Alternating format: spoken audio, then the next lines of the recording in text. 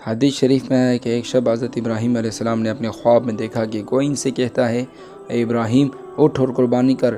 تب حضرت ابراہیم نے فجر کو اٹھ کر 200 اونٹ خدا کی راہ میں قربان کر دیے۔ اسی طرح 3 دن تک یہ خواب دیکھا، تینوں دن 200 اونٹ قربان کر دیے۔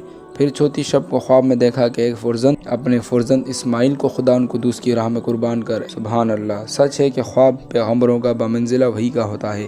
اسی روز فجر کو نیند سے بیدار ہو کر حضرت سائرہ خاتون سے کہا، آج مجھ کو خواب میں حکم ہوا ہے کہ اپنے فرزند کو خدا کی راہ میں قربان کر دوں، لہٰذا میں اس حکم خداوندی کو بجا لانے کو تیار ہوں۔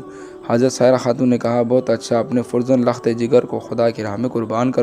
اس گفتگو کے بعد فوراً ہی حضرت ابراہیم علیہ السلام اپنے شتر پر سوار ہو کر حضرت حاجرہ کے پاس جا پہنچے، اور اس وقت حضرت اسماعیل علیہ السلام کی عمر 9 برس کی تھی۔ حضرت ابراہیم علیہ السلام نے حضرت حاجرہ سے فرمایا، اسماعیل کے سر میں کنگھی کر کے اور اس کے بال مشک و عنبر سے خوشبودار کر کے اور اپنے ساتھ دعوت اللہ میں لے جاؤں گا۔ اس حکم کو سن کر حضرت حاجرہ نے ان کو خوب اچھی طرح نہلایا دھلا کر اور پاکیزہ کپڑے پہنا کر کہا۔ حضرت ابراہیم علیہ السلام نے ایک چھری تیز دھار والی اپنے آستین میں چھپائی اور حاجرہ کے سامنے سے نکل آئے، اور حضرت اسماعیل ذبیح اللہ اپنے باپ کے پیچھے چلنے لگے۔ یہ کیفیت دیکھ کر شیطان لعین حضرت اسماعیل علیہ السلام ذبیح اللہ کے پاس آئے، لیکن اس نے ان سے کچھ کہنا مناسب نہ سمجھا، اور فوراً ہی وہ شیطان حضرت حاجرہ کے پاس پہنچا اور کہنے لگا، آج اسماعیل تمہارا بیٹا کہاں ہے؟ حضرت حاجرہ نے اس سے کہا، آج وہ اپنے باپ کے ہمراہ ایک ضیافت میں گیا ہے۔ شیطان نے کہا، افسوس، اس بیچارے کو تو اس کا باپ ذبح کرنے کو لے گیا ہے۔ حضرت حاجرہ نے کہا، معاذ اللہ، تم نے سنا ہے کہ باپ نے اپنے بیٹے کو کبھی بے گناہ مارا ہے؟ ابلیس نے کہا، خدا نے اسے ایسا ہی حکم کیا ہے۔ حضرت حاجرہ نے کہا، واقعی خدا کا فرمان ہے، تو میں بھی اس کی رضا پر راضی ہوں۔ بس ابلیس حضرت اسماعیل علیہ السلام کے پاس آیا، اور اس لعین نے یہ گمان کیا کہ ابھی تو یہ لڑکا ہے، میں اس کو نہایت آسانی سے خدا کے حکم سے بھٹکا سکوں گا۔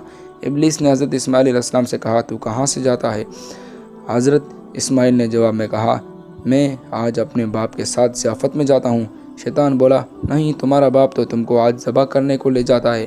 آپ یعنی حضرت اسماعیل ذبیح اللہ نے شیطان لعین سے کہا، کبھی باپ بھی اپنے بیٹے کو بے گناہ مارتا ہے کیا؟ کبھی تم نے ایسا سنا ہے؟ ابلیس نے حضرت اسماعیل سے کہا، اس کو تو یہ حکم خدا نے دیا ہے کہ وہ آج اپنے بیٹے کو خدا کی راہ میں قربان کر دے۔ یہ سن کر حضرت اسماعیل علیہ السلام ذبیح اللہ نے جواب دیا کہ یہ حکم خدا تعالی نے فرمایا تو پھر تو 1000 جان بھی میرے خدا کی راہ میں فدا ہوں، اور میں بخوشی اس کی راہ میں قربان ہونا چاہتا ہوں۔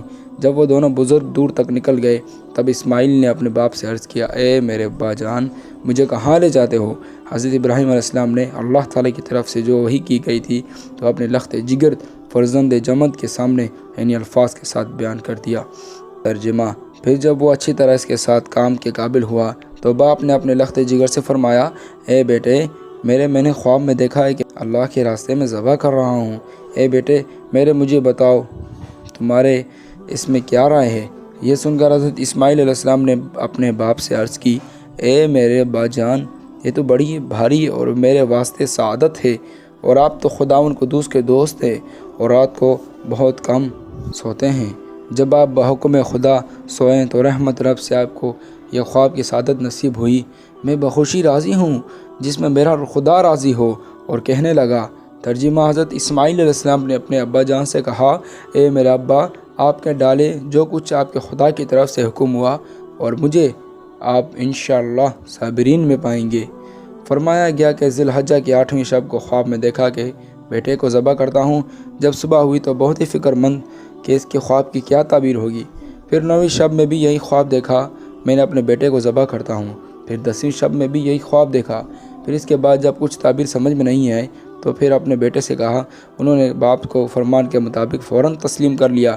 ایسے باپ اور بیٹے پر ہزاروں رحمتیں نازل ہوں۔ حضرت اسماعیل علیہ السلام نے اپنے باپ سے عرض کیا، اے میرے باپ، اللہ تعالیٰ نے آپ کو حکم دیا ہے تو اس میں جلدی کیجیے، انشاءاللہ مجھ کو تم صابرین میں پاؤ گے، اور میں خدا تعالیٰ کا مطیع ہوں، نافرمان نہیں۔